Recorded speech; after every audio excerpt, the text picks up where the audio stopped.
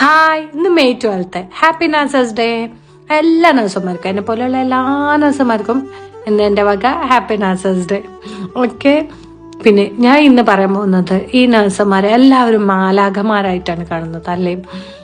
എല്ലാവരും means pandemic cases വരുമ്പോൾ like corona, Nipah എന്നുള്ള കേസസ് ഒക്കെ വന്നപ്പോഴത്തേക്കും മാലാഖമാരെന്ന് പറഞ്ഞ് പൊക്കി പിടിച്ചുകൊണ്ട് നടന്നിരുന്നൊരു സംഭവമായിരുന്നു നഴ്സുമാർ. പക്ഷെ നിങ്ങൾ ആരെങ്കിലും ഈ നഴ്സുമാരുടെ സാലറിനെ കുറിച്ചിട്ട് അന്വേഷിച്ചിട്ടുണ്ടോ? ഞാൻ പറഞ്ഞുതരാം. ഞാൻ അൽഷിഫയിലാണ് പഠിച്ചത്, പെരിന്തൽമണ്ണ. അവിടുന്ന് പഠിച്ചിറങ്ങിയിട്ട് ഞാൻ വർക്ക് ചെയ്യാൻ കയറിയപ്പോൾ എവിടെ വർക്ക് ചെയ്യാൻ കയറിയതൊന്നും പറയുന്നില്ല. ഫസ്റ്റ് എൻ്റെ സാലറി വന്നിട്ട് എത്രയെന്ന് അറിയോ? 3500 രൂപയായിരുന്നു എൻ്റെ പ്രൊബേഷൻ പീരീഡ് എന്ന് പറയുന്നത്. ആ 3500 പ്രൊബേഷൻ പീരീഡ് 6 മാസത്തോളം.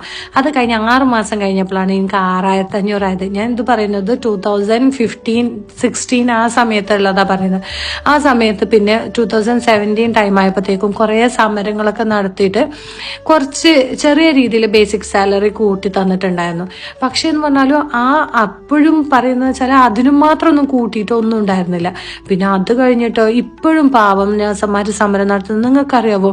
ഒരു ദിവസം ഒരു കൂലിപ്പണിക്കാരന് കിട്ടുന്ന അത്ര പോലും സാലറി ഒരു നേഴ്സിന് കിട്ടണില്ല എന്ന് പറഞ്ഞാൽ ഞങ്ങൾ എഡ്യൂക്കേഷൻ, ഞങ്ങളുടെ ആ ഒരു പ്രൊഫഷനിലുള്ള മീൻസ് അതിൻ്റെ ഒരു വാല്യൂ അതൊക്കെ നിങ്ങൾ പറയുമ്പോൾ മാത്രം കാണിക്കുന്നത്. പക്ഷേ ഒരു സാലറി തരുന്ന കേസിൽ വരുമ്പോൾ അതൊന്നും കാണിക്കുന്നില്ല.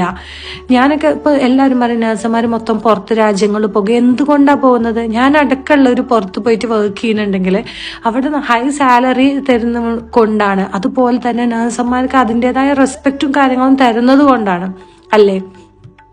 നിങ്ങളെല്ലാവരും ഒന്ന് ആലോചിച്ച് നോക്കണം, എന്തിനാണ് ഈ നഴ്സുമാർ ഈ സമരം ചെയ്യുന്നതെന്ന്.